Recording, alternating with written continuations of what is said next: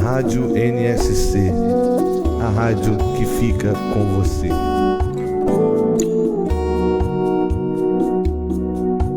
Noventa e 98,7 FM apresenta Viva a Voz.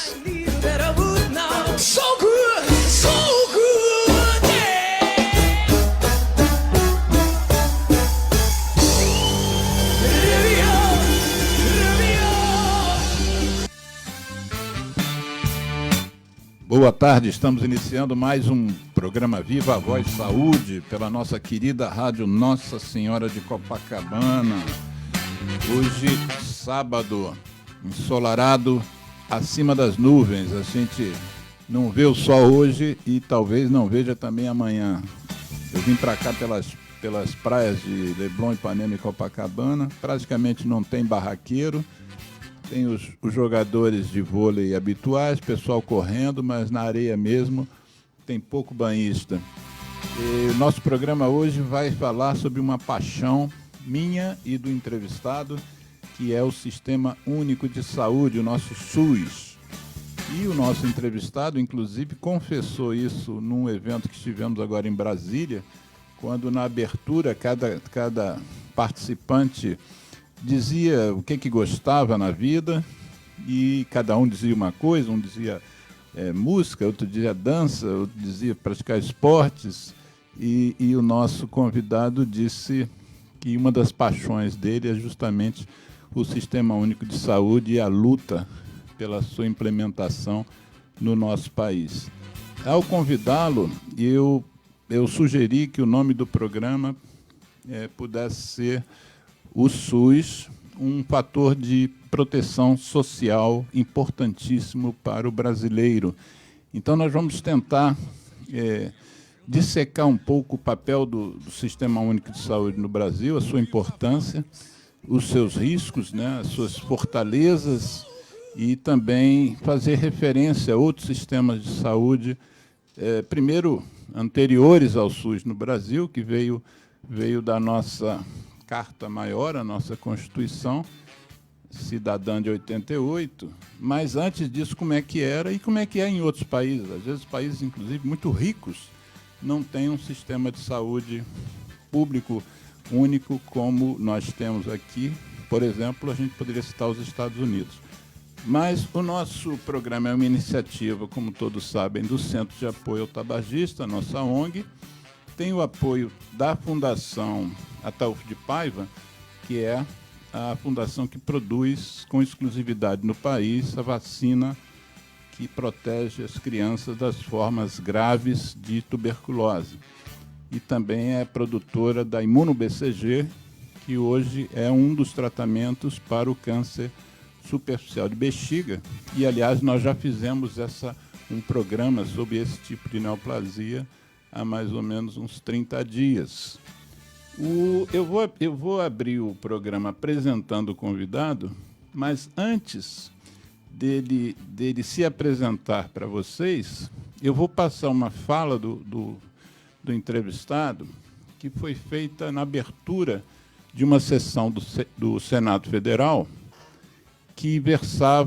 a sessão versava sobre a discussão de proibição de fumo em ambientes fechados, que posteriormente veio se tornar uma lei federal importantíssima, que é parte do arcabouço jurídico que tornou o país a melhor experiência no controle do tabaco no mundo, que é a posição que a gente ocupa hoje.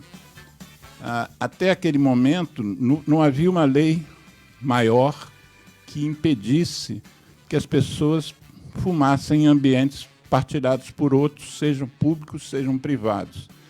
E essa discussão, obviamente, foi muito intensa, mas a fala agora vou dizer quem é o nosso entrevistado, o ministro José Gomes Temporão, a fala dele contribuiu para a compreensão de vários parlamentares ainda em dúvida, e eu gostaria, então, que a gente ouvisse essa fala, e quem estiver nos vendo pelo Facebook vai poder assistir ao vídeo.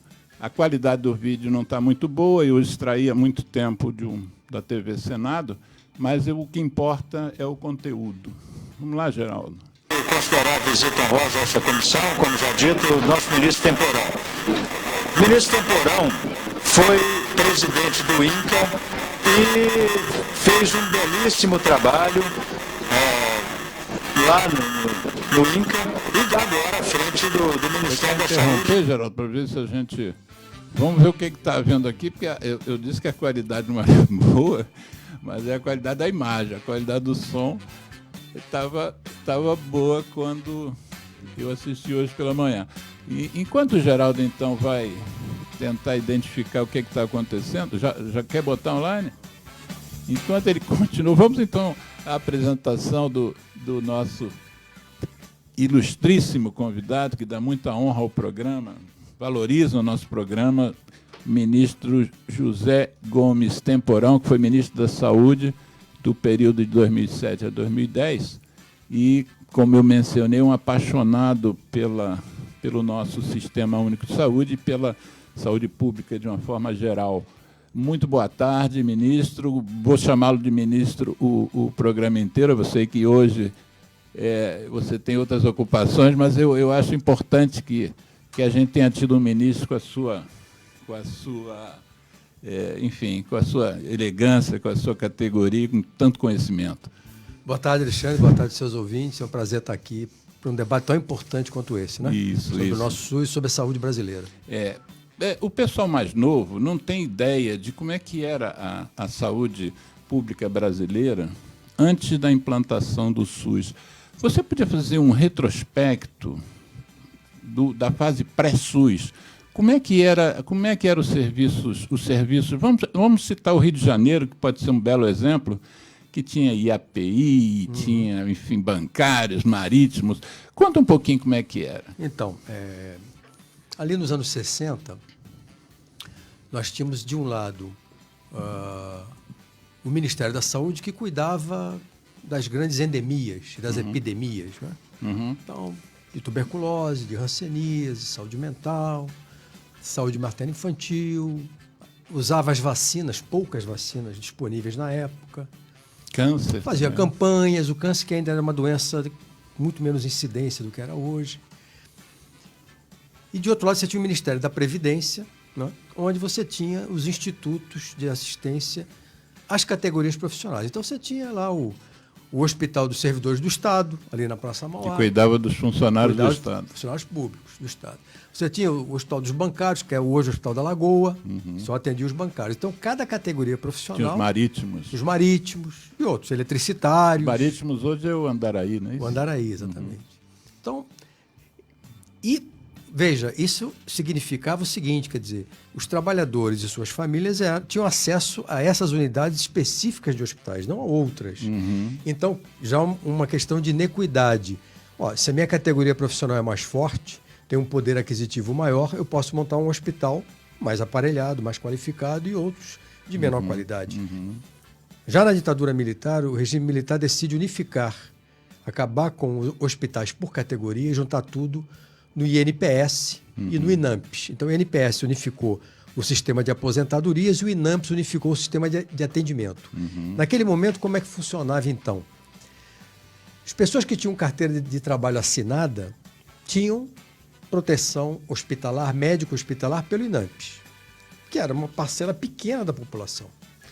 A grande maioria da população, ela ficava desassistida ou tinha acesso apenas aos serviços municipais muito frágeis, à filantropia, à caridade e alguns prontos-socorros em alguns municípios. Santa Casa, né?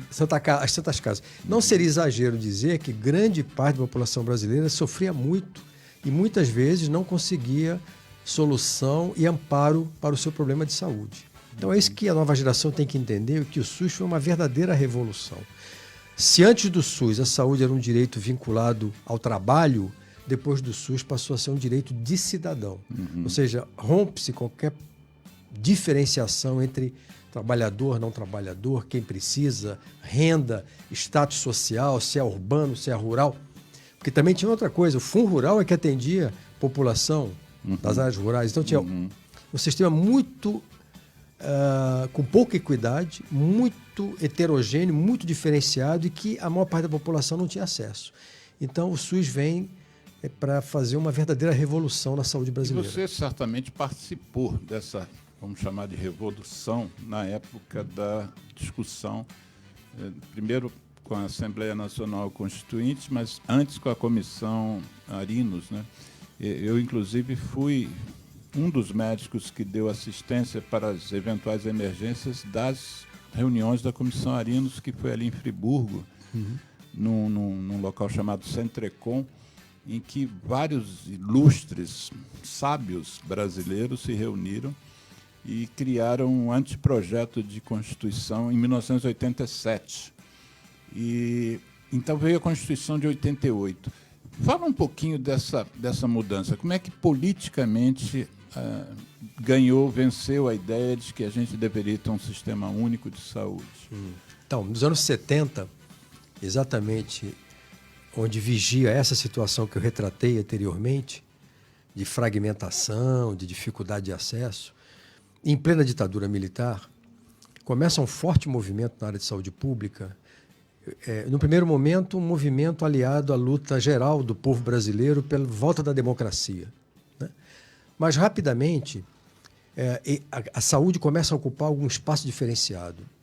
Primeiro, nas universidades e nos departamentos de saúde preventiva, de medicina social das universidades, né? Professores, pesquisadores, discutindo o que nós chamávamos naquela época de a saúde é democracia e a democracia é saúde. E olhando para outras experiências no mundo, por que o Brasil é tão desigual? Como é que o sistema de saúde poderia se organizar melhor? Qual é o papel da saúde no impacto sobre as condições de vida? Começou-se a publicar, a pesquisar.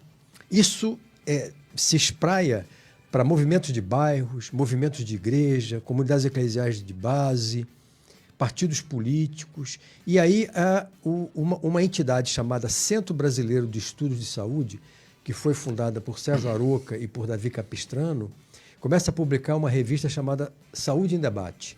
E essa revista Saúde em Debate, então, é o veículo de disseminação dessas ideias. E onde a gente olhava para onde? Para a Inglaterra, para os sistemas europeus de seguridade social. A Inglaterra construiu um sistema universal no pós-guerra que se sustenta até hoje. O Canadá. No NHS. Algumas experiências de Cuba, os médicos de pés descalços da China. A Conferência da Organização Mundial da Saúde, Alma-Ata, de 1976, que coloca a atenção primária como fator fundamental para a melhoria dos sistemas de saúde. E, então, o SUS ele é uma espécie de síntese de trabalho de pesquisadores, luta política, movimentos de bairros, e isso vai configurando um novo projeto do que vai ser em 88, alguns anos depois do sistema. E eu me envolvo nisso como? Desde a Faculdade de Medicina. Eu era estudante na faculdade aqui no Fundão, da UFRJ, e já na faculdade eu me envolvi com esse movimento. Então é mais do que uma paixão, eu diria que é como é que eu vou dizer? Eu nasci para isso, digamos, né? Porque já na faculdade eu fui capturado por essa questão da saúde e me mantenho nessa luta até hoje. Eu me lembro, se não me engano, quase certeza, você se formou na turma de um colega meu, Marcelo Pegado. Sim. Você é de Perfeito. 77? Turma de 77. Inclusive, para quem não sabe, a nossa atriz aí da TV Globo, Zezé Polessa, é da nossa turma. Ela é médica? É médica, formou em medicina e ainda fez um ano de especialização, mas já estava com um pé mais no teatro do que na medicina, né? Eu sou de 78, eu sou um ano depois de você e do Marcelo Pegado. Aliás, se ele estiver nos ouvindo, um grande abraço, viu, Marcelo? E recuperação total aí que a gente deseja para você. Mas, e aí, em 88, foi determinado essa mudança. E exatamente o que caracteriza o nosso sistema de saúde, já agora, como você diz, foi um apanhado de experiências e também de pensadores, e como é que ele hoje se estabelece? O que é o SUS brasileiro hoje, se uma pessoa, por exemplo, do Paraguai estivesse te ouvindo e ele não sabe como é que funciona? O que é o SUS hoje? Então, a grande mudança que se dá, então, em 88, e depois, em 1990, é aprovada a Lei do Sistema Único de Saúde, está baseada em alguns princípios. O primeiro, o mais importante, é que a saúde deixa de ser uma questão ligada ao trabalho ou ligada ao poder aquisitivo e passa a ser um direito de todo cidadão. Então está lá na Constituição brasileira.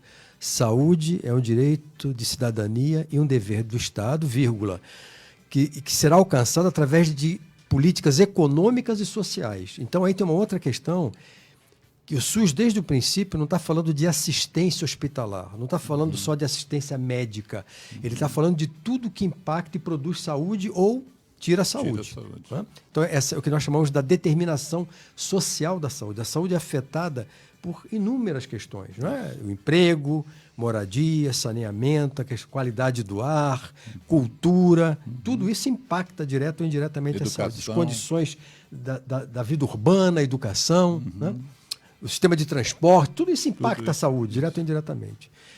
Então, isso nós chamamos de universalidade. Então, é um sistema universal. Ele não discrimina ninguém em relação à sua renda, seu status social, sua raça, sua crença, onde é que nasceu. Hoje, se um turista, esse nosso turista paraguaio hipotético, tiver aqui em Copacabana, hoje não dá que o tempo está ruim, mas se tivesse um dia bonito e ele passar mal, ou correr o risco de um afogamento, ele vai ser atendido pelo SAMU, ele vai ser levado ao Hospital Miguel Couto, ele vai ser atendido e tratado sem nenhum tipo de pagamento. Isso. Então, é outra característica. É um sistema gratuito. Não quer dizer que ele não custa muito, mas ele é pago, financiado através dos impostos recolhidos por toda a população. E o interessante que você mencionou é que esse cidadão paraguaio, eventualmente, sofre uma queda na bicicleta, por exemplo, frature um fêmur, seja operado, ele não pagou imposto no Brasil, a não ser os impostos que são recolhidos no hotel, que ele está hospedado. Enfim. Exatamente. É mais até do que isso aconteceu com uma parente, uma prima minha de Portugal, que estava passeando aqui, foi atropelada na ciclovia por uma bicicleta, fraturou o cotovelo, foi operada no INTO, muito bem operada, voltou para a terra dela e não se pagou nada por isso. Universal, gratuito. Mais. Descentralizado, ou seja, o que mudou radicalmente foi que antes era tudo controlado pelo governo federal e a partir do SUS os municípios passam a ter a principal responsabilidade de organizar o sistema de saúde. Né? Uma outra categoria muito importante, um princípio muito importante, às vezes de pouco compreendido, integral. Integralidade. O que é isso? Eu vou dar um exemplo hoje do dia a dia. Muitas famílias brasileiras, para ser mais exato, 40 milhões de brasileiros hoje usam o sistema privado, planos e seguros de saúde. Né? Então, hoje no Brasil nós temos 160 milhões de brasileiros que usam o SUS para todas as suas necessidades, mas nós temos 40 milhões que usam plano de seguro. Nós estamos com a população agora em torno de quê? 204 milhões. 204 milhões. Mais ou menos. Se tirar 40... Está dos 164. 164 milhões de pessoas usando esse sistema. Para tudo. Para tudo. Então, imagine que eu tenho o meu plano de saúde, né? Mas no meu plano de saúde, você sabe, eu tenho acesso a algumas coisas, mas não a outras, e não a todas. O sentido de integralidade é exatamente que o SUS oferece um sistema que vai da promoção da saúde, à prevenção, à atenção, à recuperação e à reabilitação. E então ele contém uma série de políticas que dão essa qualidade ao sistema. É totalmente diferente de um sistema, de um plano de saúde que tem hospital, mas o hospital não resolve tudo. Pouca gente sabe, quando vai numa farmácia comprar um remédio, o que tem por trás? O trabalho de milhares de especialistas da vigilância sanitária. Quando você vai no supermercado comprar um alimento, o que tem por trás? O trabalho da vigilância sanitária. Se acontece, como aconteceu alguns anos atrás, uma doença estranha que surge no Brasil, ninguém sabe exatamente o que é, e você consegue detectar e se organizar para combatê-la, é a vigilância epidemiológica, não é? São milhares de trabalhadores que estão permanentemente, ninguém sabe disso, permanentemente, 24 horas por dia, analisando se tem alguma coisa diferente. Mudou a incidência de alguma doença? Apareceram alguns casos de meningite. Vamos ver o que está acontecendo. Teve um surto de diarreia estranho numa escola. Vamos tentar identificar. Tudo isso é o SUS. Isso. Tudo isso compõe o SUS. Isso. E, por fim, o último princípio, que é muito importante, uma inovação brasileira, nenhum país no mundo tem isso, que é o que nós chamamos da participação social. Então, o Brasil criou, no SUS, um sistema onde em cada município você tem um Conselho Municipal de Saúde, onde você tem representação da prefeitura e da população. No nível estadual, o Conselho Estadual, no nível federal, o Conselho Federal de Saúde, Nacional de Saúde. E a cada 4 anos você tem as conferências, que discutem os problemas da saúde, as propostas, as novas políticas. Essas conferências acontecem também nos municípios, nos estados, e a grande Conferência Nacional de Saúde, que acabou de acontecer no mês passado, em Brasília, foi a 16ª Conferência Nacional de Saúde. Eu então, estava em Brasília nessa época. São esses princípios que mudaram radicalmente o cenário da saúde brasileira. Como é que você define a palavra equidade? Então, equidade, sempre que você tem uma situação que afeta de maneira diferenciada, seja o desenvolvimento, seja as condições de vida, seja a renda, seja o acesso à educação, seja o acesso à saúde, seja o acesso aos serviços de saúde, você tem uma situação de inequidade. Né? Então, aí você tem que ter políticas afirmativas que buscam tratar desigualmente os mais desiguais para aproximá-los e tentar dar uma horizontalidade do ponto de vista de direitos e de acesso. Então, o SUS tem feito isso de maneira brilhante. As pessoas não percebem isso no seu dia a dia. A saúde é muito complicada. Se você pegar um avião agora e desembarcar em qualquer lugar da Europa, do mundo desenvolvido, dos Estados Unidos, abre o jornal saúde o tempo todo e todo mundo caindo de pau, em tudo que é lugar. Por quê? Primeiro, porque a saúde, quando você tem um problema de saúde, você está frágil, você está com dor, você está inseguro, você está com medo, você está sofrendo. Né? E a tua avaliação e percepção da qualidade do que vai ser, o que te vai ser oferecido como solução, vai estar totalmente baseada naquela experiência singular que você passou. Então, fraturei minha perna. O SAMU me atendeu, imobilizou. Você pensa, puxa, esse pessoal funciona bem, estou avaliando bem o SAMU. Vou para o hospital, demorou 4 horas para eu ser atendido. A tua avaliação vai ser horrível. Mesmo que você seja bem operado, que não tenha problema nenhum de infecção hospitalar depois, que você tenha voltado para retirar os pontos e retirar o gesso e está tudo ok, que você tenha tido acesso à fisioterapia e recuperou todos os movimentos. O resultado foi bom, mas a tua avaliação pode ser ruim. Por quê? Poxa, aquelas 4 horas que eu passei esperando, ou aqueles 4 dias que eu passei aguardando a cirurgia, esse troço não funciona bem. Aí eu vou te dar um outro exemplo. Hoje, se o cidadão canadense tiver uma indicação médica para fazer uma cirurgia de hérnia inguinal, ele vai ter que esperar 9 meses para fazer a cirurgia no Canadá, que é considerado um dos melhores países do sistema de saúde do mundo. Por quê? Porque é uma cirurgia que nós chamamos de eletiva. Ela não coloca em risco nem a vida, nem a saúde da pessoa. Ele pode aguardar por ela. Muitos canadenses, com mais recursos, vão para os Estados Unidos, pagam por uma cirurgia para poder fazer. E os brasileiros que moram no Canadá vêm para aqui, porque aqui é muito mais rápido. Então, você veja que tudo depende um pouco do ponto de vista... O Geraldo, nosso operador, Geraldo Rodrigues, quer é interessante isso que o doutor está falando. O esposo da minha filha, eles moram no Canadá, tiveram um problema lá, ele ficou botando salompas, porque se for no hospital vai ficar 6 horas lá esperando. É isso.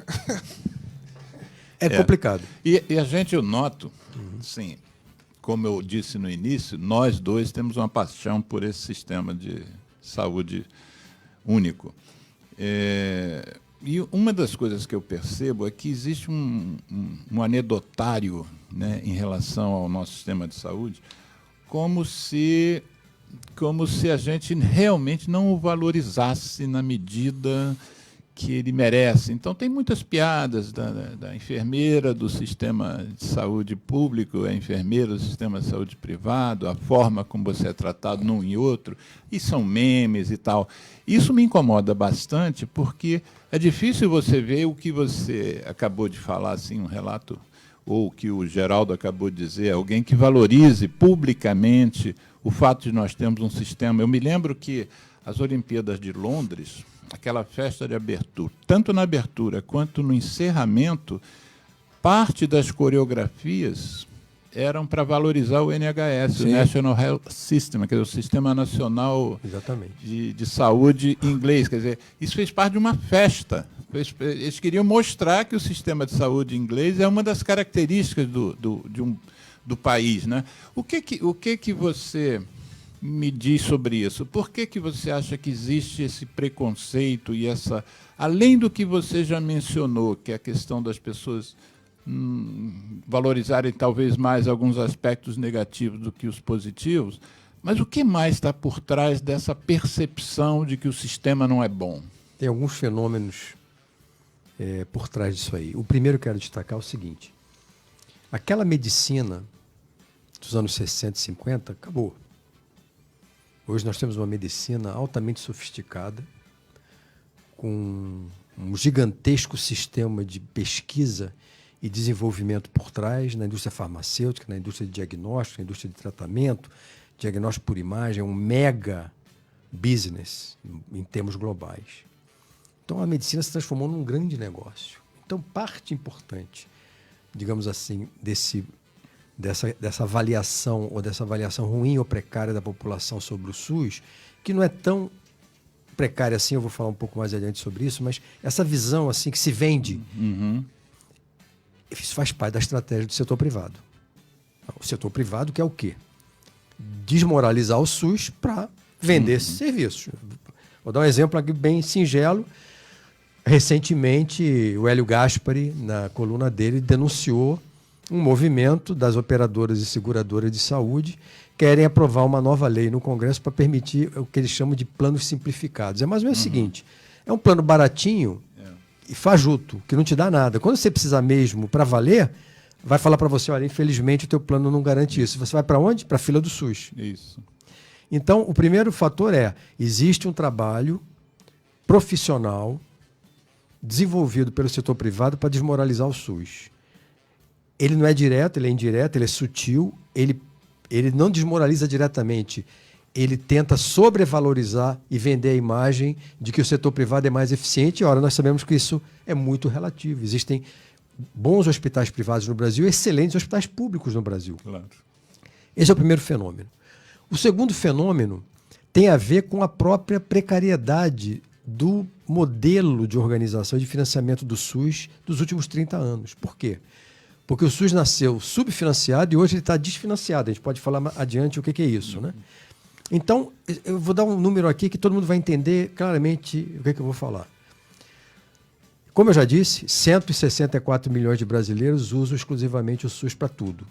E 40 milhões de brasileiros usam o setor de plano de seguro para tudo, não. Só para internação, consulta e exame. Isso. Bom. E muitas vezes as eletivas. Muito bem. Aí quando você faz o gasto per capita, ou seja, quanto o SUS gastou por cada um dos 164 milhões de brasileiros e quanto o setor privado gastou para dar só do SUS é tudo. O setor privado é parte do tudo. É, no mínimo, 3 vezes mais que se gasta per capita no setor privado do que no público. Ora, ou está sobrando dinheiro lá, ou está faltando dinheiro cá. A gente sabe que está faltando dinheiro cá. Né? Isso leva o quê? Aumento do tempo de espera, fila, problemas de qualidade, o que também reduz a avaliação, muitas vezes, da população em relação ao setor público, que também, digamos, tem muitas reclamações sobre o setor privado, que é a questão da judicialização também. Negação de acesso a um leito de UTI, postergação de uma cirurgia. Bom, de outro, aí quando você tem, aí vende-se o quê? Estava lendo outro dia um artigo na Folha de São Paulo, do setor privado, dizendo o seguinte: não, o brasileiro quer um plano de saúde particular. Ora, isso é uma questão socialmente construída, politicamente construída. Ninguém nasce querendo ter um plano de saúde. As pessoas querem ter uma boa atenção à saúde, um bom cuidado à saúde. Né? E nós defendemos que quem tem condições de oferecer na saúde um bom cuidado é o Estado. Não quer dizer que o setor privado não possa participar. Mas a condução, a regulação, a direção política, o controle é do Estado. E aí vamos falar um pouquinho sobre como é que a população avalia, né, o SUS. Uma das avaliações muito utilizadas é essa pesquisa tipo Ibope. Como é que funciona isso? Todo mundo, os ouvintes que já foram entrevistados pelo Ibope, sabe como é que é. Você está andando ali pela Presidente Vargas, pensando no próximo problema para resolver, e comendo um sanduíche, né? Porque você está apressado aí do lado para o outro, de repente um cara te para, ó, eu Ibope. Vem cá, o que você acha do SUS? Primeira coisa que você... Pô, minha tia foi mal atendida anteontem lá no Pambangu. É ruim, não funciona. Então, isso não é uma maneira de se fazer uma pesquisa. Então, quando você usa esse tipo de pesquisa, hoje, por exemplo, a população avalia como ruim a saúde, ou SUS, 85%. Só 15% dizem que funciona bem. Né? Bom, agora vamos a um outro tipo de pesquisa, que é aquela pesquisa que o IBGE faz, que vai na sua casa e fica 1h30 sentada contigo falando sobre tudo. Renda, saneamento, alimentação, tal, saúde. Olha que coisa surpreendente. Quando você faz a PNAD, que é essa pesquisa, a avaliação de quem foi atendido pelo SUS é 85% de bom ou ótimo. É uma outra metodologia de se avaliar. Porque ali você pode... você foi atendido pelo SUS? Fui. Quando? Quantas vezes? Sim.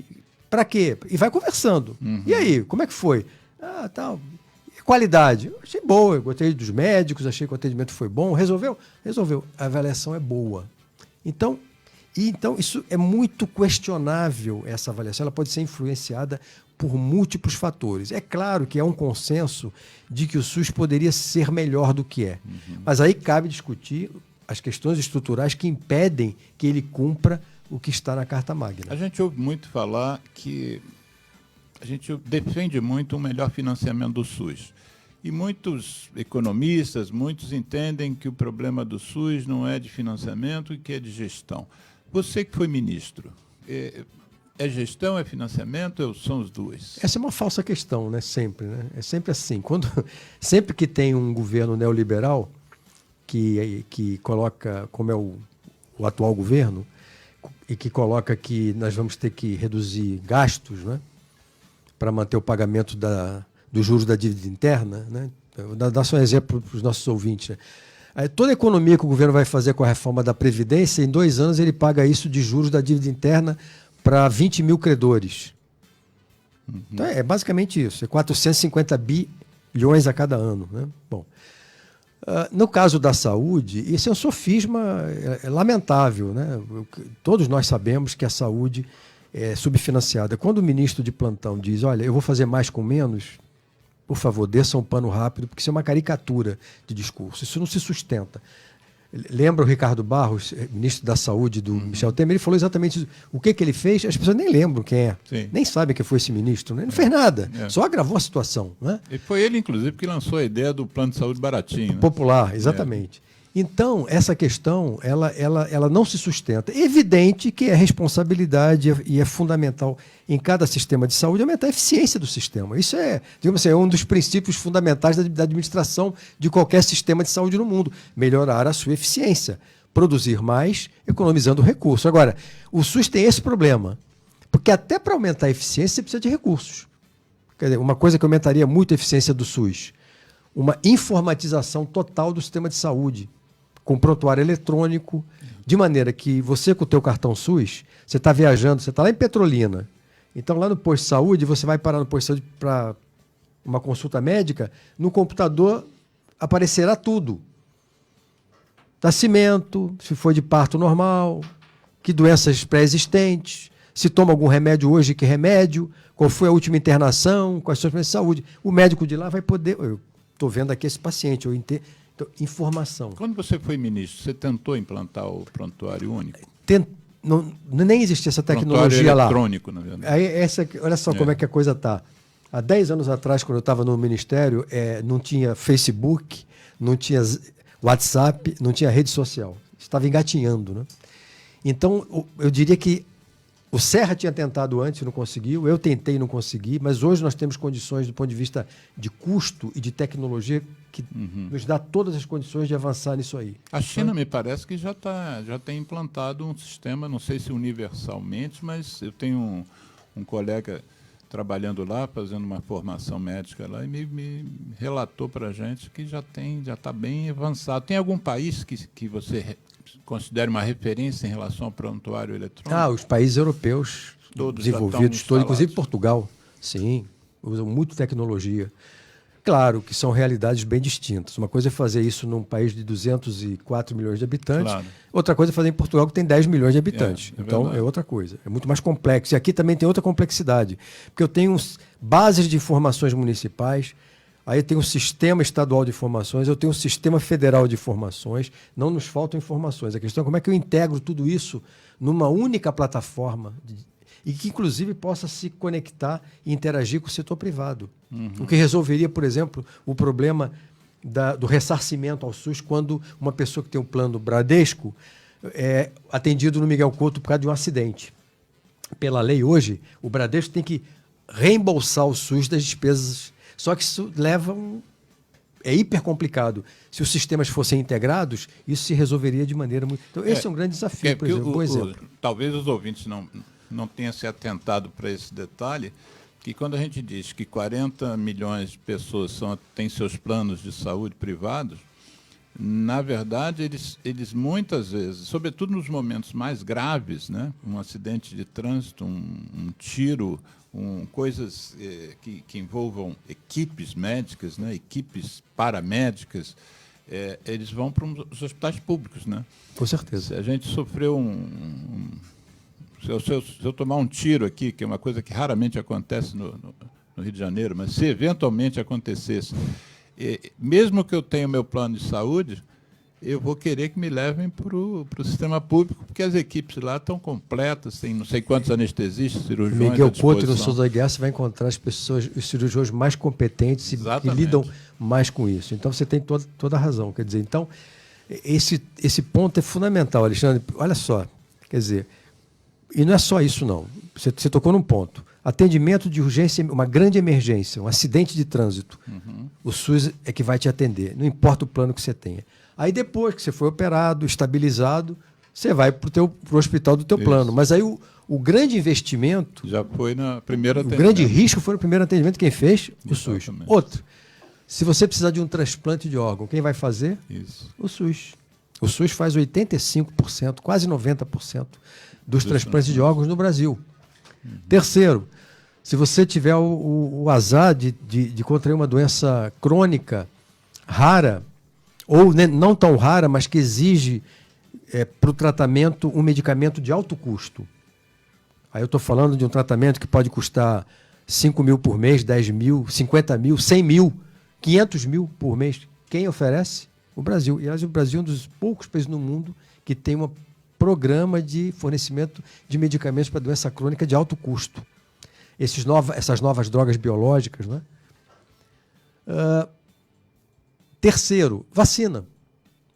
Ninguém praticamente usa. Eventualmente, o nosso Programa Nacional de Imunizações é o melhor do mundo. Hoje, se você compara a oferta de vacinas, 95% das vacinas estão no PNI. Pode ter uma outra. O que é o PNI? Programa Nacional de Imunizações. Né? Programa de vacinação. Hoje eu acho que só não tem a vacina do herpes zoster e uma vacina conjugada para algumas meningites que não tem no SUS. Então, se as pessoas quiserem, até da hepatite elas C a gente já tem... Hepatite B. Na hepatite C a gente já tem oferecimento de tratamento também. Mas aí tem um problema. O Brasil desenvolveu, através da Fundação Oswaldo Cruz, o genérico, e o Ministério da Saúde não pode comprar, porque a empresa que detém a patente foi para a Justiça. Sabe quanto é que o Ministério economizaria se usasse o genérico da Fiocruz? R$1 bilhão. E isso está sob júdice, porque o produtor que desenvolveu e que tem a patente foi brigar na Justiça e impede que o Ministério compre. Claro que falta também uma posição política mais firme do Ministério, que poderia fazer o que eu fiz, de que o presidente Lula assinou, que foi o licenciamento compulsório em 2007, pela primeira vez no Brasil, do medicamento para AIDS. Aliás, eu queria falar isso aqui, Alexandre, porque os seus ouvintes, deve ter muita gente aí que ouviu dizer lá atrás que o Serra quebrou patente de remédio. Mentira, viu? Ele nunca quebrou patente de remédio. Aliás, ele foi um bom ministro da Saúde, eu devo reconhecer. Foi. Mas, nesse ponto, ele vendia, porque ele era político, ele ameaçava quebrar a patente, negociava uma redução de preço e a vida seguia. Então, ele nunca quebrou. A única patente que foi quebrada foi a do Efavirenz. Em 2007, por mim e pelo presidente Lula. E você que foi ministro no país, mas conhece os outros sistemas, vamos comparar dois sistemas de nações ricas, como o sistema de saúde americano, e sem falar ainda no Obamacare, mas no sistema de saúde normal, padrão, histórico dos Estados Unidos, com o sistema inglês. Qual são as principais... Porque a gente, às vezes, vê os Estados Unidos como uma grande potência econômica, mas, em relação ao sistema de saúde de atendimento público, não é bem assim.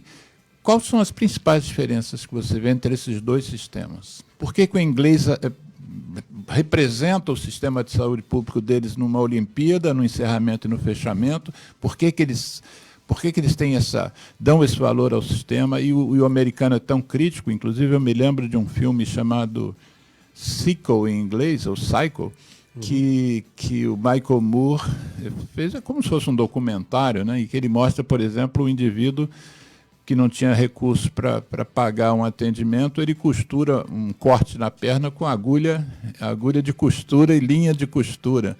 Esse filme, para quem não viu, vale a pena. Eu esqueci o nome dele em português, mas eu vou pesquisar aqui durante o programa. Então, o que você vê de diferença? São duas nações ricas, com dois sistemas de saúde.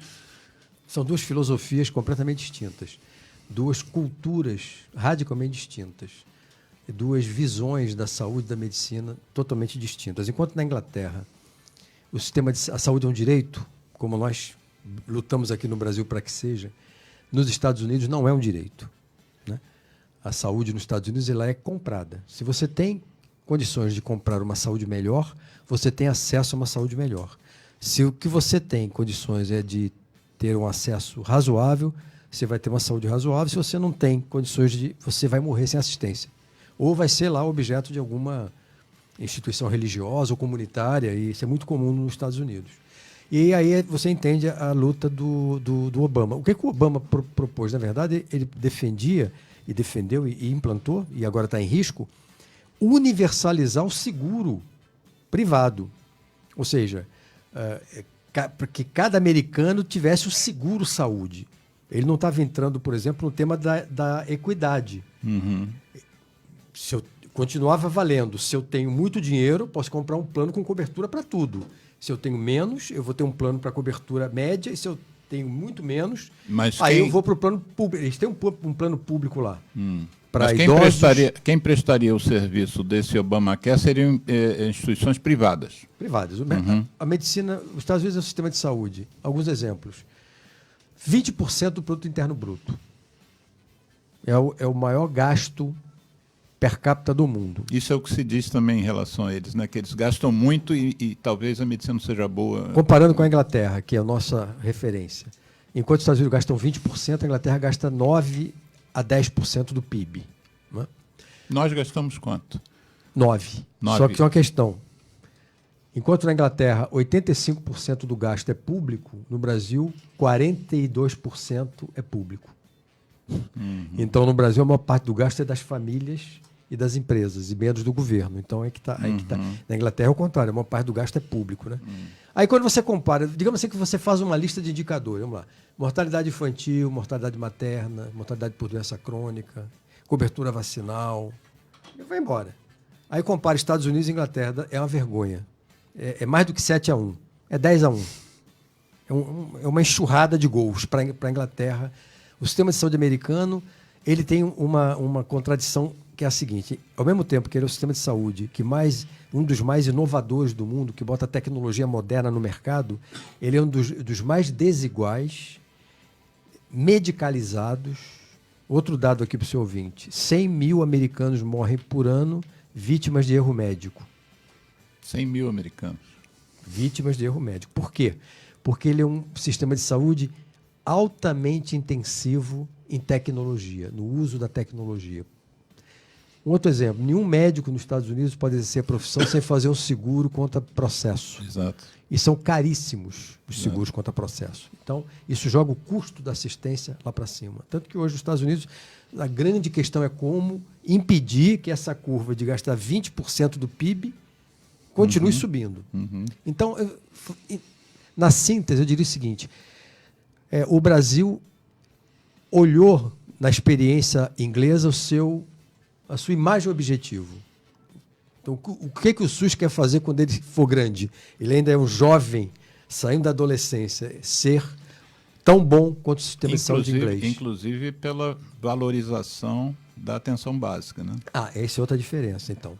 Alguns estados americanos, porque os Estados Unidos é muito heterogêneo e tem leis diferentes de estado para estado. Alguns estados americanos têm algumas políticas como essa. Mas, por exemplo, na Inglaterra, como é que funciona? Isso é muito interessante para o ouvinte, para ele entender como é que funciona o sistema. Todo inglês tem um médico de família. Então, você mora no bairro X, você sabe que a algumas quadras dali tem um posto de saúde, um centro de saúde, e lá tem um médico, doutor Paul, doutor Pedro, doutor Joaquim, que é o seu médico. Então, todo problema de saúde que você tiver, E eu me lembrei que eu não tomei minha vacina, doutor Pedro. E estou sentindo uma dor aqui no abdômen, não vou ao banheiro há 3 dias. Doutor Pedro, você não vai conseguir entrar em lugar nenhum. Se você quiser ir para uma emergência, na triagem, fala, não é aqui não. Você vai amanhã lá no doutor Pedro. A não ser que for um atendimento que requeira... Você infartou, risco de vida, caiu. Papapá. Exatamente, você vai para uma emergência. Claro. Mas para as coisas do dia a dia, doutor Pedro. E o doutor Pedro vai fazer o quê? Ele vai usar lá, e a qualidade desse atendimento na Inglaterra é muito bom, a porta de entrada que a gente chama, né, o primeiro contato. Ele vai te examinar, vai te ouvir, vai fazer alguns exames e vai diagnosticar, e aí 80% dos casos ele resolve ali mesmo. Voltou para casa, está resolvido. Não resolveu, ele avalia, olha, realmente você precisa ver um cardiologista, um neurologista, um reumatologista. Ele vai fazer online o agendamento para o seu especialista e vai dizer, ó, dia tal, tal hora, você vai no lugar tal, no hospital tal, na policlínica tal, ver o teu especialista. Né?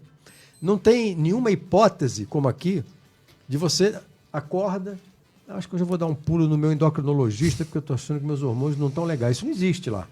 Você só tem acesso ao segundo nível do sistema ou ao terceiro nível do sistema se o teu doutor Pedro disser que você precisa.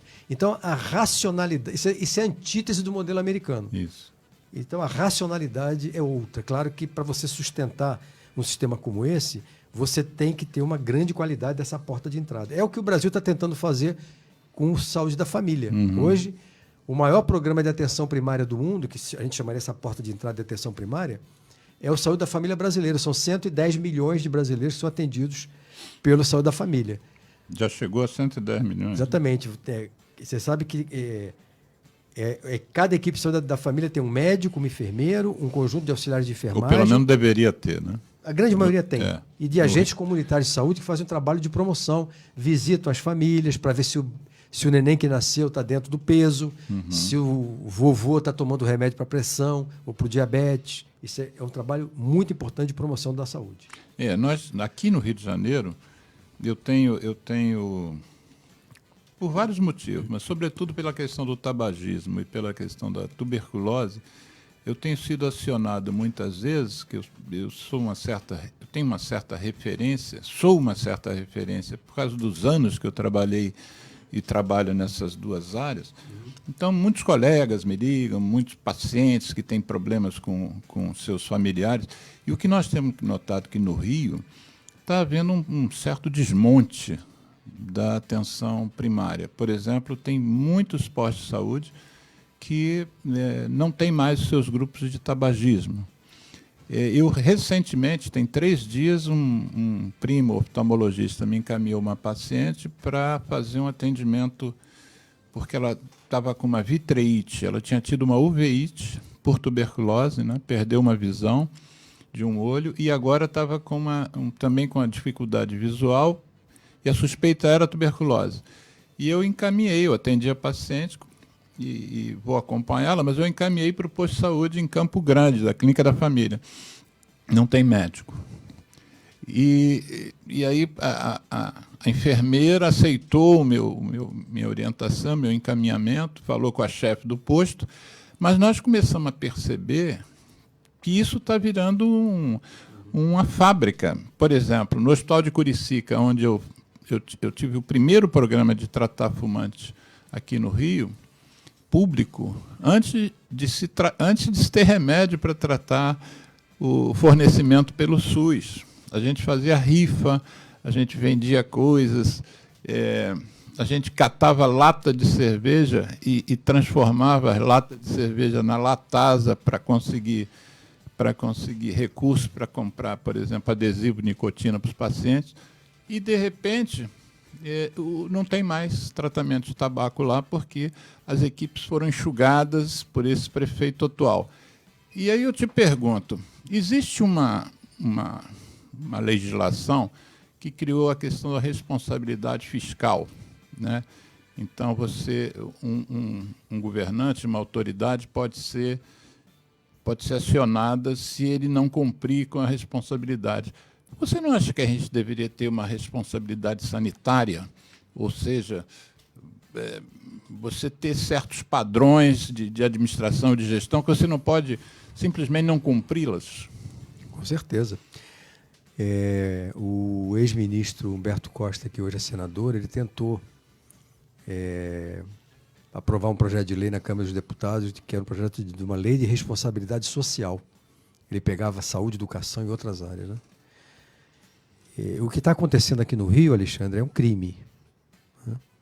Porque o Rio, quando o César Maia era prefeito, conseguiu um padrão de funcionamento dos hospitais muito bom. O Ronaldo Gazola, meu grande amigo e professor. Gazola foi meu chefe no Miguel Couto.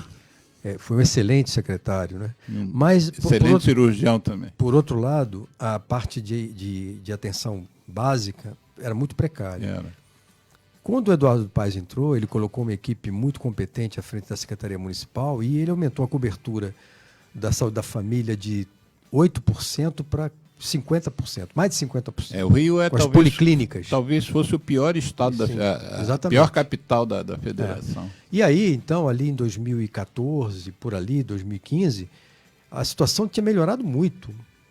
O impacto disso era, você já não via aquelas filas no Souza Guiar, no Miguel Couto, quer dizer, o sistema começou a melhorar. O que o Crivella está fazendo é simplesmente desmontar tudo que foi feito antes. Né? E aí eu te pergunto, cadê o Ministério Público? Será que o prefeito não pode ser responsabilizado por essa situação? Isso. E as pessoas que estão morrendo sem atendimento? E as pessoas que não têm acesso a medicamentos? Como é que fica?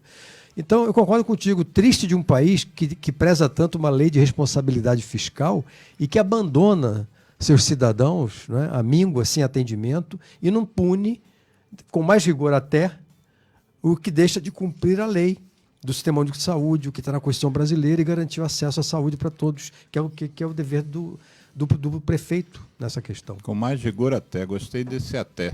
Com certeza. Eu acredito profundamente nisso. Geraldo, vamos fazer um intervalozinho para o pessoal tomar uma água, inclusive a gente, e depois a gente volta e eu vou ver se aquela fala sua... Eu estou curioso também, porque eu já não me lembro direito. Não, aquilo foi em 2009. Aquela fala você já regularizou aquilo, não? Então vamos fazer um intervalo, 2 ou 3 musiquinhas sobre tabaco, que é a nossa praia, e depois a gente vai tentar colocar aquela entrevista que eu prometi no início do programa que o som não estava bom.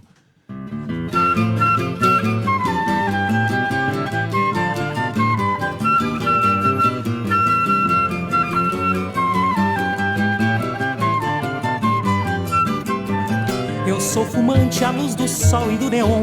Quem não gosta de cigarro desconhece o que é bom pra tosse. Também não sabe que a bronquite infernal, juntamente com pigarro, são meu charme matinal. Vivo soprando por aí muita fumaça, com alegria, pose e graça, perfumando os salões. E assim de cores consegui os tons mais belos. São meus dentes amarelos e marrons os meus pulmões. Para meus brônquios alcatrão é vitamina e a doce nicotina, esperança de troféu. Pois do tabaco hei de ter a minha flor, um fantástico tumor que me levará ao céu.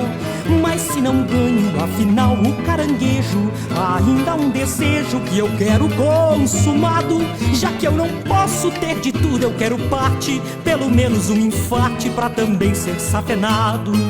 A impotência não assusta, camarada, vale mais uma tragada que o prazer sexual. O enfisema não está fora dos meus planos, pois fumante há muitos anos, o evento é natural. Uma gastrite duodenal, uma esclerose, finalmente em dupla dose, sei que um dia vou ganhar. E vou vivendo assim feliz a minha vida, até que a morte bem sofrida possa então nos separar. Para meus brônquios, alcatrão é vitamina, e a doce nicotina, esperança de troféu. Pois do tabaco hei de ter a minha flor, um fantástico tumor que me levará ao céu. Mas se não ganho, afinal, o caranguejo, ainda há um desejo que eu quero consumado. Já que eu não posso ter de tudo, eu quero parte, pelo menos um infarte, pra também ser safenado. A impotência não assusta, camarada, vale mais uma tragada que o prazer sexual. Um enfisema não está fora dos meus planos, pois fumante há muitos anos, o evento é natural. Uma gastrite duodenal, uma esclerose, finalmente em dupla dose, sei que um dia vou ganhar. E vou vivendo assim feliz a minha vida, até que a morte bem sofrida possa então nos separar.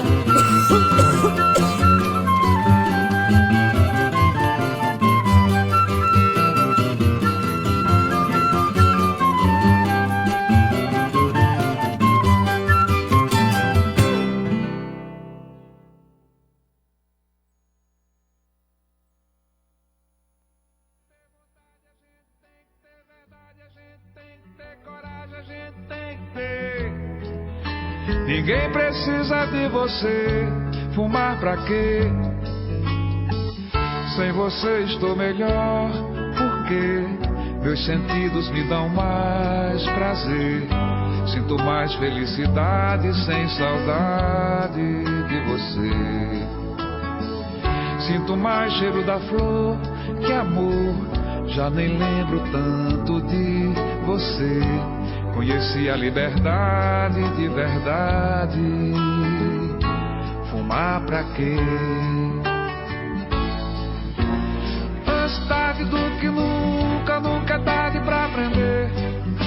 Nem foi difícil assim te esquecer. Tudo é questão de querer vencer. Saúde a gente tem que ter, vontade a gente tem que ter, verdade a gente tem que ter, coragem a gente tem que ter. Ninguém precisa de você, fumar pra quê?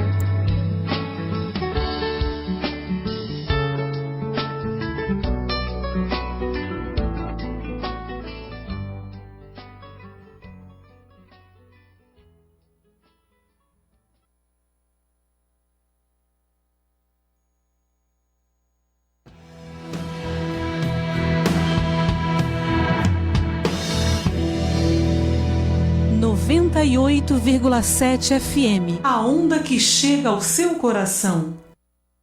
Eu me chamo Tony Garrido, junto de Vange Souza, a gente convida a dizer não ao cigarro, não ao tabaco.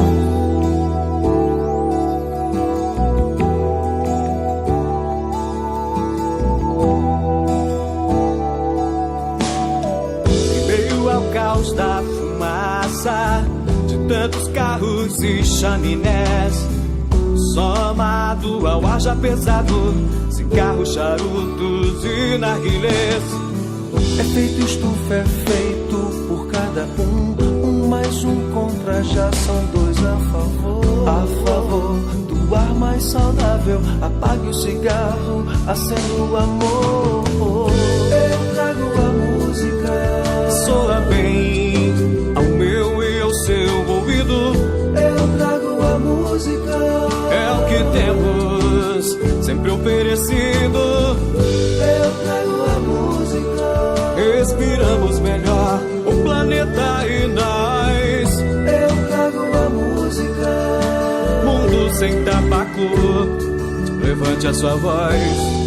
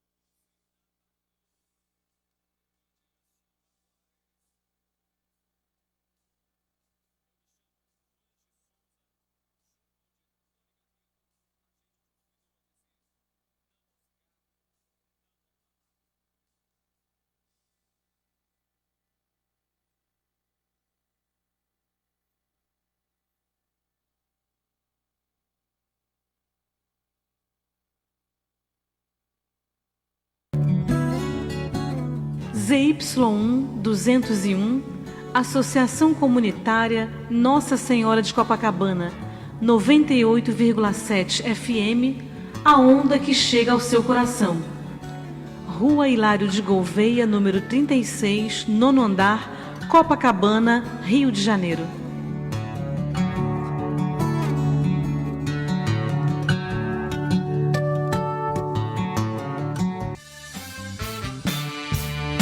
Estamos reiniciando o programa Viva a Voz Saúde pela rádio Nossa Senhora de Copacabana, hoje com um convidado ilustre e querido, José Gomes Temporão, ministro da Saúde do Brasil de 2007 até 2010. E eu esqueci de mencionar na abertura do programa, eu só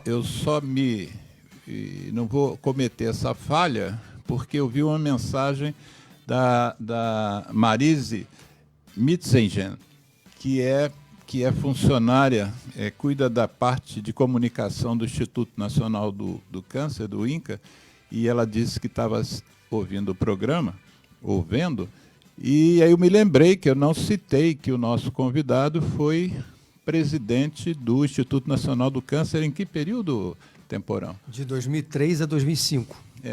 Antes, então, de ser ministro da Saúde. Exato. Eu separei, busquei lá nos meus documentos visuais, né? A gente acredita muito em comunicação, em saúde, e eu tenho um canal no YouTube e eu resgatei um vídeo que eu falei nele no início do programa.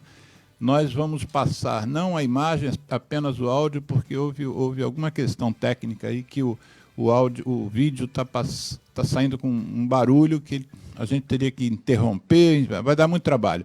É um vídeo que vai levar, o áudio, no caso, vai levar mais ou menos uns 7 a 8 minutos, mas a gente considera importante que é um marco histórico na luta brasileira do movimento contra o tabaco, porque foi a abertura de uma sessão da Comissão de Constituição e Justiça do Senado que avaliava a pertinência de um projeto de lei do então senador Tião Viana, em que se lutava pela expansão de leis estaduais e que havia em São Paulo e no Rio de Janeiro, que buscava que os ambientes fossem 100% livres da fumaça do cigarro. E nessa sessão com os senadores, a abertura coube ao nosso convidado que está aqui presente enquanto ministro da Saúde em 2009. O Geraldo vai botar o áudio e isso vai fazer parte, inclusive, desse programa, essa história do movimento contra o fumo no Brasil, que é tão rica e tão vitoriosa. Vamos lá, Geraldo. Eu gostaria de considerar a visita honrosa a essa comissão, como já dito, nosso ministro Temporão. O ministro Temporão foi presidente do INCA e fez um belíssimo trabalho. O senador Demóstenes Torres, que presidia essa sessão da CCJ do Senado. Do Ministério da Saúde, tem também dado alegria aos brasileiros. E temos que considerar que esse projeto é de extrema relevância para o país. É um projeto que visa o uso de produtos do tabaco, derivados do tabaco em ambientes fechados e outras providências. O ministro manifestou o desejo de vir aqui e eu imediatamente o convidei, por ser a mais alta autoridade do país na área de saúde e por ter já prestado um serviço, como eu disse, de extraordinária relevância nesse setor. Portanto, antes da votação do projeto, eu dou a palavra ao ministro com muita alegria, agradecendo por sua visita, ministro. E essas portas estão abertas a Vossa Excelência para sempre que desejar vir aqui colocar o seu ponto de vista e, com certeza, merecerá toda a consideração dos senhores senadores. Com a palavra, Vossa Excelência, pelo tempo que desejar. Muito obrigado. Quero cumprimentá-lo, senador Demóstenes Torres, presidente da Comissão de Constituição e Justiça do Senado Federal, cumprimentar os demais senadores presentes. A minha visita aqui prende-se a um fato bastante singelo. a relevância que considero que dou ao tema do ponto de vista do seu impacto na saúde pública, né? Como nós todos sabemos, o Brasil, nos últimos 15 anos, implementou políticas em relação ao tabagismo de incontestável sucesso. Eu acabei de participar da divulgação da última pesquisa organizada pelo IBGE, senador, onde um dado chama atenção. Hoje, no Brasil, o número de ex-fumantes já é maior do que o número de fumantes. Uma série de medidas, como o banimento da publicidade, estampar nos maços de cigarros fotos de advertência, um enorme esforço de levar educação e informação para as escolas, para os professores, para os profissionais de saúde. Na realidade, criou-se no Brasil um movimento cultural e ampliação da consciência dos cidadãos sobre os malefícios do fumo, sem nenhuma conotação de perseguição aos que fumam. O cigarro é uma droga vendida livremente, não há nenhum problema das pessoas fumarem. O sucesso da política de controle do tabagismo no Brasil faz com que hoje a prevalência de fumantes na população acima de 15 anos seja de aproximadamente 17% da população. 15 anos atrás, essa prevalência era de 34%. Foi uma queda brutal, resultado fruto desse conjunto de políticas. Além disso, o Congresso Nacional ratificou a Convenção Quadro, que foi o primeiro tratado de saúde pública, primeiro tratado mundial de saúde pública, construído, aprovado pelo conjunto das nações e hoje ratificado pela grande maioria dos países do mundo. A Convenção Quadro, ela tem um conjunto de políticas, normas, orientações para que os países, o conjunto dos países, implementem, no âmbito das suas legislações, no âmbito das suas políticas, medidas que os aproximem do que está ali na Convenção Quadro. E a Convenção Quadro é muito clara ao colocar uma série de desafios a serem superados pelos países. Então, quando se diz que o Brasil hoje tem uma política de incontestável sucesso em relação ao tabagismo, isso não quer dizer que não existam mais desafios a serem vencidos. Poderíamos dar como exemplo, eu daria 3 exemplos. O primeiro exemplo é um trabalho de governo, de apoio financeiro e técnico aos plantadores de fumo do sul do Brasil e da Bahia, no sentido de estimulá-los a uma reconversão para o plantio, para outras atividades econômicas. Nós sabemos que esse é um processo que se dá ao longo de décadas, mas está lá na Convenção Quadro, né? Da mesma forma, a Convenção Quadro trabalha de maneira bastante importante a relação do plantio do fumo e as condições de trabalho dos plantadores. Existem vários estudos mostrando que o processo de trabalho leva a doenças do trabalho em adultos e em crianças. E também a Convenção Quadro coloca a importância do controle, do banimento do fumo passivo em ambientes coletivos, públicos e privados. E é disso que essa matéria que tramita aqui no Senado Federal trata. Desse ponto de vista, a minha passagem como presidente do Instituto Nacional do Câncer durante 2 anos, no Rio de Janeiro, eu que sou médico e que conhecia os problemas do câncer e as relações entre o fumo e as doenças crônicas, mas essa experiência no INCA me colocou exatamente no meio, dentro desse processo, de maneira bastante clara e bastante objetiva. Acompanhei, portanto, todo o processo de ratificação da Convenção Quadro pelo Congresso e pude perceber o impacto do fumo no perfil de morbidade e mortalidade no Brasil. São 200 mil óbitos por ano de doenças relacionadas com o cigarro. A atual legislação federal, ela não permite, não garante um aspecto central da questão do fumo em ambiente fechado, que é, de um lado, a proteção dos trabalhadores. Nós temos aí, portanto, uma dimensão de saúde do trabalhador, funcionários que trabalham em empresas, garçons, cozinheiros, gerentes, trabalhadores e funcionários de bares e restaurantes e outros ambientes, né, que ficam expostos cotidianamente à fumaça, ao fumo passivo. e a outra dimensão que é dos cidadãos comuns, que ao frequentar esses espaços coletivos, pode ser um shopping, pode ser uma empresa, uma instituição pública, um restaurante ou um bar, e que não fuma, fica exposto à fumaça do cigarro nesse ambiente. Os estudos existentes no Brasil, embora não sejam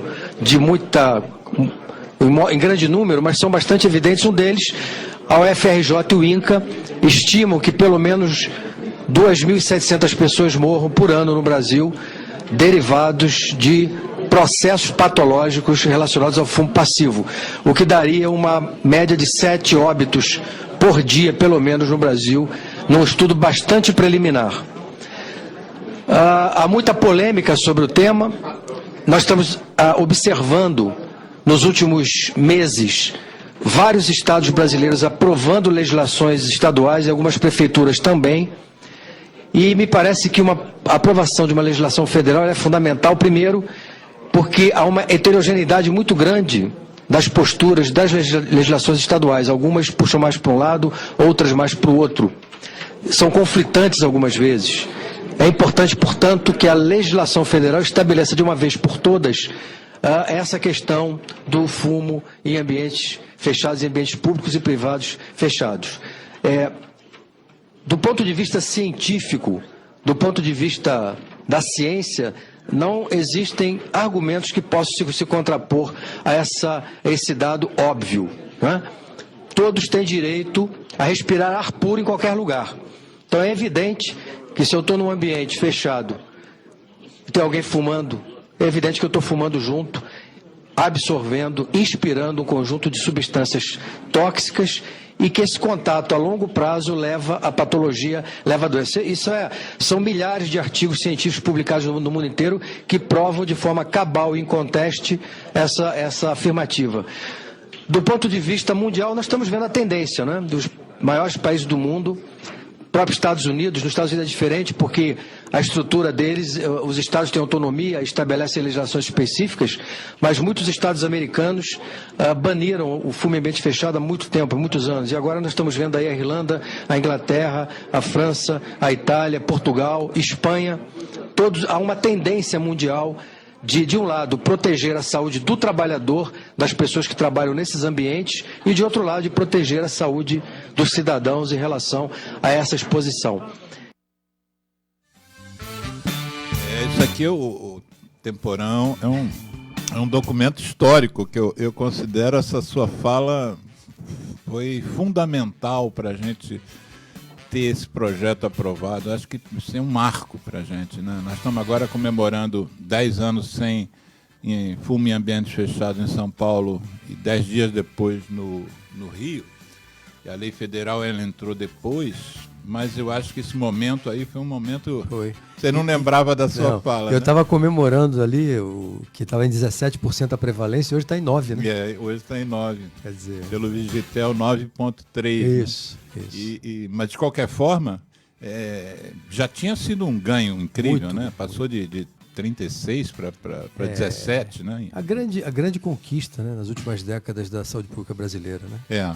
Essa é a verdade, né? Movimento e é bonito, muito bonito, porque, claro que você tem pessoas que foram fundamentais, importantes, mas, na verdade, o que caracteriza, o que demarca essa grande qualidade da luta antitabagista é que se transformou numa questão política mais ampla e cultural. Então, médicos, enfermeiros, profissionais de saúde, gestores, políticos, professores... pessoal de outras áreas, né? Juntou todo mundo e olha só o impacto. Advogados, sociólogos, antropólogos. É um belo exemplo, né, que deve ser seguido por outras áreas. E a gente nota... Já está sendo seguido por outras áreas. Já está sendo seguido. A coisa dos alimentos, ultraprocessados, alimentação saudável. Isso. E o álcool. A gente o tabagismo, a exposição do tabagismo no Brasil era exatamente, para quem não viveu isso, o que hoje acontece com o álcool, né? Exatamente. Ontem eu recebi o jornal que eu assino, o Globo, e não sei se você viu ontem o Globo, mas eles fizeram uma capa fictícia, chamada de capa publicitária, que se sobrepunha à capa real. Então, a página inteira era oferta de cerveja. Quer dizer, a gente não tem anúncio de cigarro em mídia já desde 2000, mais ou menos. Já vai para quase 20 anos que a gente venceu isso há muito tempo. E a gente era acusado de ser contra a liberdade de expressão, né? Que a gente estava interferindo na liberdade das pessoas. E a gente vê que foi uma coisa acertada. Né? E hoje você tem um problema gravíssimo no Brasil, que é o consumo abusivo de álcool. E cada vez mais grave, e inclusive os estudos que nós assistimos essa semana lá em Brasília, afetando os meninos e principalmente as meninas, né? As mulheres adolescentes bebendo muito, de maneira muito intensiva, e a publicidade de cerveja e as estratégias de marketing da indústria de cerveja hoje são os grandes responsáveis. Né? Você, como um pensador, além de você ser gestor, além de você ser médico, como um pensador, e vou te fazer algumas perguntas para ouvir a sua reflexão. Por exemplo, a questão recente agora do parto cesáreo. Me lembro da sua fala lá em Brasília essa semana. Essa coisa da paciente dizer se vai ou não fazer cesariana. Eu acho um disparate. Né? Infelizmente, acho que se aprovou uma lei em São Paulo. Eu espero que caiba recurso ao Supremo, porque, veja, a gente tem que separar um tema que é complexo, né? Do ponto de vista do que diz a ciência, né? Eu até contei a história lá do Adib Jatene, o ex-ministro brilhante Adib Jatene, numa discussão com médicos.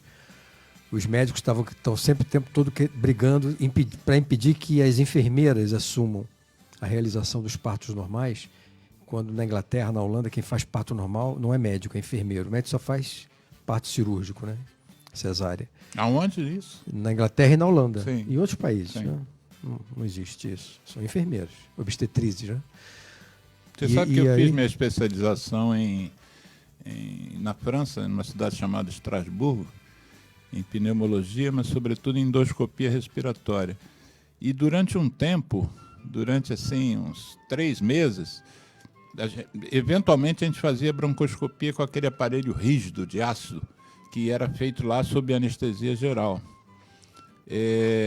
Durante uns 3 meses, quem fazia essa anestesia, eu não me lembro mais o nome do profissional, que virou meu amigo, eu achava que ele era médico, anestesista, e ele, na verdade, era enfermeiro anestesista. Então. Uma aí, coisa que no Brasil as pessoas... Os médicos estavam debatendo com o ministro e dizendo que um mais exaltado falou, ministro, na verdade, o senhor sabe que o parto é um ato médico. Aí o Adib Jatene respondeu, eu pensei que fosse um ato fisiológico, né? Então, veja, tem isso de um lado. De outro lado, existem estudos mostrando que está aumentando muito no Brasil a prematuridade e o baixo peso ao nascer, em parte importante decorrente da antecipação do parto, ou seja, a cesariana impedindo que esse parto, que essa gestação chegue a termo. Né? E cesariana eletiva. Né? Exatamente, que do ponto de vista fisiológico, o organismo desencadeia o trabalho de parto. Está comprometendo, os bebês estão nascendo com baixo peso e compromete. E nós sabemos que um parto cesáreo dificulta a recuperação da mãe que tem mais dores, isso dificulta o aleitamento materno exclusivo até o 6º mês, que é fundamental. Tem uma série de outras dimensões. Uma outra questão cabe ao médico, em conjunto com sua paciente, com a mulher que está grávida, discutir e tomar as decisões adequadas em relação à maneira como seu parto se dará. Essa é uma outra questão. Agora, aprovar uma lei dando o direito da mulher escolher, essa mulher está sendo influenciada através da mídia, em que sentido? Né? E nós sabemos que tem um grande negócio aí por trás e tem muitos médicos que estão... Tem até médico que acha que devia acabar o parto normal, que é um disparate total, é uma radicalização ao contrário, né, do desenvolvimento da ciência e da medicina. Então, acho que falta bom senso, falta equilíbrio e a gente tem que buscar. E, por outro lado, veja, tem um grande movimento no Brasil, nesse momento, de redução do parto cesáreo. É política do Ministério da Saúde. E muitos hospitais estão investindo nisso. Como é que você reduz... E hoje o Brasil é um dos países do mundo onde mais se faz parto cesáreo, quando você compara com outros países. Vamos fazer um pinga-fogo. Mudando de tema. As campanhas a favor da prevenção do vírus HIV. Existe uma coisa agora meio dogmática que parece que vai fazer a gente retroceder anos, né, na forma como se fazia a prevenção. O que você acha que essa política atual? Ruim, porque mistura religião com política pública. São duas coisas. Religião é uma coisa da vida privada das famílias e das pessoas. Cada um segue a sua religião.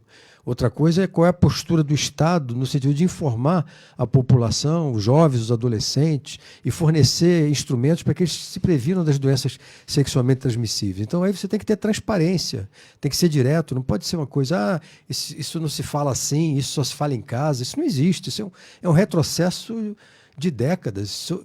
Se você conta isso para um inglês, para um alemão, para um americano, ele vai achar que você está brincando, né? O governo brasileiro está impedindo a divulgação de informação sobre prevenção de doenças sexualmente transmissíveis? Espera aí, isso só pode ser brincadeira. É um grave retrocesso. No limite, o Brasil está vivendo uma epidemia de sífilis. Blenorragia também. E o que vai acontecer? A gente sabe o que vai acontecer. Menos informação, mais desinformação, mais doença, mais sofrimento. Isso. A gente já comunica pouco.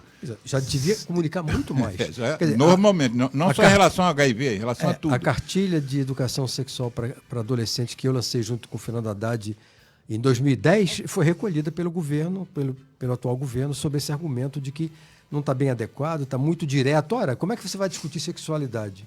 Falando de cegonha? Não dá, né? Você foi presidente do INCA. Como é que nós estamos hoje em relação ao tratamento do câncer? A gente conquistou, não sei se seria a palavra adequada, mas uma legislação federal que diz que entre o diagnóstico e o início do tratamento, esse prazo não pode se estender a mais do que 60 dias. O que a gente tem visto é que nós não estamos alcançando esse objetivo. O porquê que não estamos e como é que está a situação de você diagnosticar e de tratar os principais cânceres hoje da população brasileira? Bom, primeiro fato, o câncer está aumentando muito a incidência, né? É um processo relacionado ao envelhecimento da população brasileira que vem se dando de uma velocidade muito grande, né? O Brasil fez, na metade do tempo, a transição demográfica que a França fez, por exemplo, né? Então, muito envelhecimento, doença crônica, tem mais câncer. Bom, segundo ponto, pouca gente sabe. O Brasil é um dos poucos países no mundo em desenvolvimento que tem uma rede de 180 e poucos hospitais especializados em câncer, distribuídos em todo o país, que dão atenção integral ao câncer. Diagnóstico, prevenção, quimioterapia, radioterapia, cirurgia. Terceiro ponto.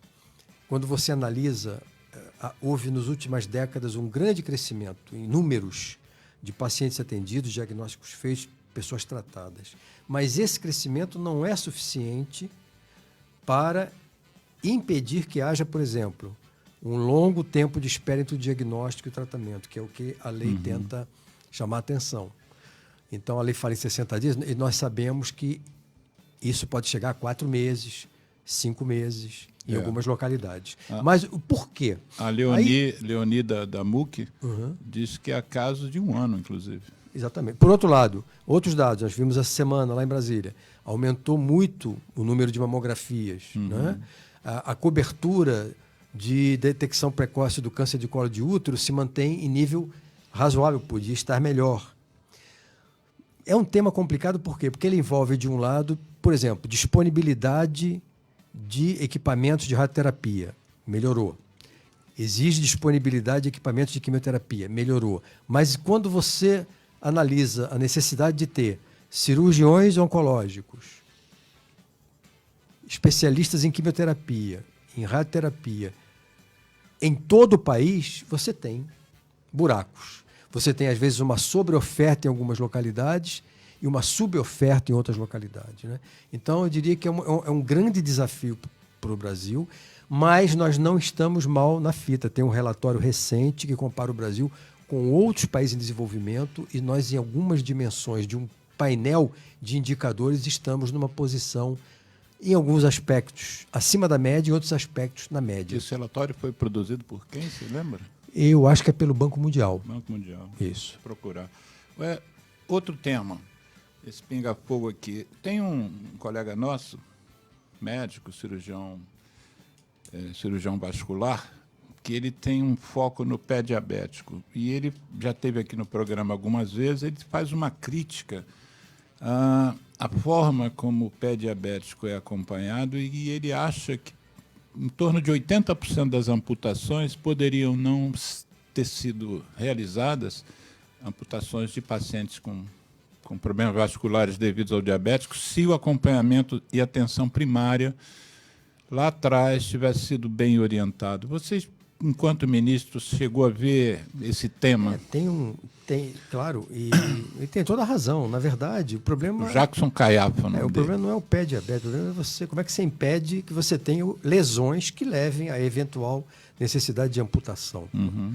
Então, o diabetes é uma doença que está aumentando muito, muito complicada a sua prevenção, porque isso envolve a questão do padrão alimentar, do acesso a alimentos mais saudáveis, aí tem toda a questão de política de tributos e de oferta. Hoje, paradoxalmente, é muito mais caro comprar frutas, legumes e verduras e alimentos in natura do que comprar alimento ultraprocessado. Né? Tem um amigo nosso que é colega também, que também lida com diabetes, que é endocrinologista, o Isidoro Flugman. Ele disse que há supermercados em que a Coca-Cola é mais barata do que a água. É isso. E o governo acabou de aumentar o subsídio para a indústria de Coca-Cola na Zona Franca de Manaus. Isso. Então, está tudo errado. Descreve isso para o ouvinte. O que é aumentar o subsídio para o... É basicamente o seguinte, o governo deixa de cobrar imposto da Coca-Cola para a Coca-Cola poder vender a Coca-Cola barato para a gente tomar essa porcaria de bebida e se envenenar e ficar doente. Isso. É basicamente isso. E como é que se faz uma opção dessa? O que você acha que justifica um governo tomar uma decisão tão escabrosa? Eu diria que é um misto de ignorância, mas é menos ignorância e mais ganância. Eu acho que é o poder econômico e o lobby dessa indústria junto ao Congresso Nacional, patrocinando candidaturas e influenciando economicamente a posição dos deputados. Sim. É lamentável, mas é exatamente isso que acontece. É inacreditável, né? É. Tem a hashtag, quem quiser conhecer, a hashtag Tributo Saudável, do grupo lá da Alimentação Saudável. Eles criaram essa hashtag, deve ter bastante informação sobre essa coisa absurda de você baixar imposto de refrigerante. Essa é uma das grandes lutas, né? Essa questão do padrão alimentar, dos impostos, dos subsídios, dos tributos. O que nós temos que fazer? Nós temos exatamente que fazer o contrário, baratear os alimentos in natura, que fazem bem à saúde, que é fundamental, e tornar esses alimentos que fazem mal à saúde mais caros, muito mais caros. Outra coisa, não sei se foi uma coisa de impacto no tempo em que você teve ministro, mas a questão do trânsito brasileiro, que mata no local 40 mil pessoas por ano, e talvez fora do local isso até dobrasse, né? Porque parece que as mortes são computadas só quando morrem na hora. Se o sujeito for para um hospital e morrer 2 meses depois por uma pneumonia no CTI, não é considerado morte no trânsito. Foi por pneumonia, isso. Como é que você vê essa história da lei seca? Também já tivemos aqui no programa o Fernando Diniz, que foi o autor intelectual da lei seca. Foi um grande avanço, eu participei de maneira ativa disso, lembrar os ouvintes. Tudo começou com uma polêmica minha pela mídia com o Zeca Pagodinho, que eu falei que o Zeca Pagodinho... e reconhecia nele um brilhante artista, que o disco dele tocava todo dia lá em casa, o que era verdade, mas que eu achava que ele, como garoto propaganda como vendedor de cerveja, era uma figura patética. Ele não gostou e reclamou que eu tinha que cuidar dos hospitais e parar de encher o saco com a grana que ele estava ganhando com a propaganda de cerveja. Mas veja, ali, isso assim, acho que quando uma figura pública, seja um cantor, um ator, uma pessoa de grande projeção, ela tem uma responsabilidade ética e moral sobre a sociedade. Então, você estimular o consumo irresponsável de bebida por crianças e adolescentes, que é o que ele fez a vida toda, é profundamente lamentável. E aí começou um grande debate, uma grande discussão. O governo propôs, então, tomou a iniciativa de propor uma lei que impediria a comercialização de bebida nas estradas, você lembra? Lembro disso. E depois isso acabou virando a coisa da alcoolemia, e isso acabou tendo um impacto expressivo, não é? Inclusive, curiosamente, a lei brasileira é mais rigorosa do que em outros países. Em outros países você pode ter um teor alcoólico bem baixinho, equivalente a uma taça de cerveja, uma coisa assim. Eu acho que ela teve um impacto importante. Os últimos dados do Vigitel, entretanto, mostram que é uma coisa meio Está voltando ela está voltando, ela caiu, né, o número de acidentes causados. E parece que alguma coisa em torno de 15%, se não me engano, das pessoas do Vigitel externaram que sim, dirigem após consumir bebida alcoólica. Então, porque aí é um misto de comunicação, informação e repressão, né, de fiscalização, para que isso funcione. Parece, eu sou ligado nisso, sou ligado a esse grupo que criou a lei seca, que foi, na verdade, o presidente do Detran aqui do Rio. A gente fez com que ele se tornasse deputado e ele, em sendo deputado, ele foi o relator dessa lei. O Hugo Leal, né? Hugo Leal, exatamente. Isso. E aí, mas o que eu ouço falar muito é que aqui no Rio a lei seca ela é mais presente. Parece que em outros locais do Brasil parece que não pegou essa O governo do estado aqui assumiu e criou uma estrutura permanente, né? Tanto que virou bastante frequente hoje quando a garotada ou alguém sai e pretende beber e dirigir, tem até aplicativo para dizer onde é que tem a lei seca, onde é que não tem, né? Quer dizer, porque houve um rigor maior no Rio de Janeiro, sem dúvida. E isso repercutiu com a redução importante do número de mortes na cidade do Rio de Janeiro por conta dessa experiência que foi muito bem conduzida. Para a gente encerrar, eu estou tentando agora fazer uma lei federal junto do deputado Perondi. O projeto já está lá. Você mencionou na sua fala, uma das suas falas em Brasília essa semana, eu falei, puxa, ele também comunga dessa minha preocupação. A questão dos remédios, do destino dos remédios, do descarte dos remédios não utilizados completamente ou vencidos e por aí afora. Fala um pouquinho do que você acha que deveria acontecer. Eu acho isso é um problema muito sério, porque, veja, as pessoas guardam medicamentos em casa, né? Compram, consomem, mas muitas vezes não consomem ou consomem apenas uma parte. E aí depois vai ver e o prazo de validade venceu. E o que essa pessoa faz? Ela descarta e joga no lixo comum. Isso vai para um lixão, isso depois vai para o subsolo, isso acaba indo para os rios, para os mares e voltando à nossa mesa, nos frutas, legumes, verduras, aves e etc, etc. Então, são bilhões de pílulas, exatamente, de comprimidos, tudo, de antibióticos, de hormônios, Então, você teria que ter aí, eu acho aí, a indústria tem uma responsabilidade também, porque você não vai conseguir montar um sistema de recolhimento disso e do descarte sem participação da própria indústria, né? Eu acho que a saída realmente seria um projeto de lei. Eu tô estudando esse assunto há algum tempo e eu estou me baseando no que acontece hoje na França. Na França, as farmácias ficaram com essa incumbência de receber esses medicamentos vencidos ou não utilizados e há um sistema de coleta e depois eles são incinerados. Sim. Então, funciona. O Brasil tem 60 mil farmácias. Poderia funcionar perfeitamente um esquema como esse. Todo mundo sempre informado. Olha, não jogue fora. Entregue na farmácia onde você normalmente compra. Vamos fazer essa lei juntos. Eu vou falar com o Perondi, vou mostrar. E a gente tem que resgatar a lei do fracionamento, que ajudaria muito. Isso, eu me lembro. Então, se eu vou usar 15 comprimidos, eu compro 15 comprimidos, e não 20. Isso. Como é que está isso, hein? Não andou. Não andou? Não. Porque eu me lembro que, inclusive, o presidente Lula, na época, fez um grande... Mas eu até o critiquei, porque ele usou como comparação a dose de cachaça, né? Então, vamos pular essa. Digamos que não foi um momento feliz. Não foi um momento feliz dele. Mas, enfim, vamos tocar essa lei para frente. Nosso programa, infelizmente, está encerrando. Quantos minutos que a gente tem, Geraldo? Uns 4 minutinhos. Eu queria que você usasse esses 4 minutos para falar o que vier do seu coração a respeito do SUS, a respeito da saúde pública e o que você achar que os seus ouvintes e eu e o Geraldo precisamos saber que eu não te perguntei ou que o assunto não saiu aqui. Fique à vontade, os 4 minutos são seus. Eu acho que o tema que passou por aqui, mas que eu queria deixar como mensagem final, é o seguinte. Há alguns anos atrás, o Canadá fez uma enquete, uma consulta, para que eles pudessem eleger quem teria sido, na história do Canadá, a pessoa mais importante. E quem ganhou foi um cidadão que foi o que inspirou o sistema de saúde canadense. Quer dizer, na visão dos cidadãos do Canadá, a pessoa mais importante do Canadá até aquele momento tinha sido a pessoa que inventou o sistema de saúde com todas as críticas e dificuldades. Por outro lado, quando a Inglaterra organiza os Jogos Olímpicos, na festa de abertura, eles vão lá e mostram para o mundo o nosso sistema de saúde. Ora, por quê?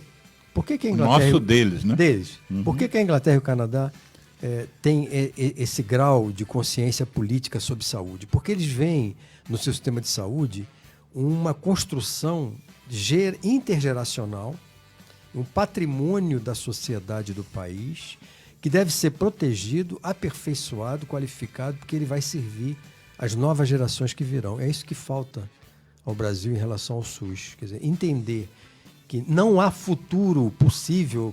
A Drauzio Varela acabou de publicar um artigo dizendo: sem o SUS nós teríamos hoje uma situação de barbárie social.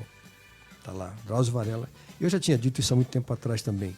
É exatamente isso. O que seria a barbárie social? Salve-se quem puder. Quem tem dinheiro é internado e operado e tem remédio. Quem não tem, morre sem nada. É isso. Então, quando as pessoas caem na ilusão de que eu quero ter um plano de saúde, o melhor plano de saúde que existe é o SUS. É o sistema de saúde de todos, financiado com recursos dos impostos, fiscalizado, transparente, de qualidade, o povo cobrando qualidade. Eu sei que nós estamos muito longe disso, mas no dia que essa questão se transformar na grande questão, sendo defendida por todos, aí a gente vai virar o jogo. Aí nós vamos poder caminhar realmente para o sistema de saúde que o Brasil merece. Acabou não, acabou? Tem 2 minutos ainda, não pode continuar, por favor. E por que isso? Exatamente por uma coisa que está no nome da nossa entrevista. É o SUS como uma política de segurança, uma política onde a pessoa se sente amparada, que tem um impacto objetivo, mas também tem subjetivo. Nós não falamos aqui de um tema muito importante hoje em todo mundo, na análise do sistema de saúde de todo mundo, é o que eles chamam de gastos catastróficos em saúde. É mais ou menos o seguinte: eu adoeci e vou ter que gastar o que eu não tenho. Vou ter que vender um carro, vou ter que vender um imóvel para pagar. Isso é muito comum em muitos países do mundo. No Brasil é muito incomum. Não é? Por quê? Por causa do SUS. Então, se imagine sem o SUS. Não é?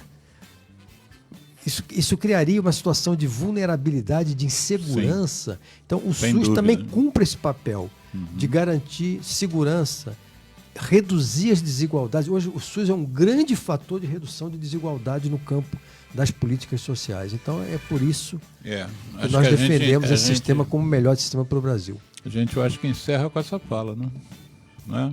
E agradecendo o Temporão. Foi um prazer. Foi fantástica a tua presença. Eu gostei muito também. Um abraço para todos aí. Espero que isso entre e faça as pessoas refletir.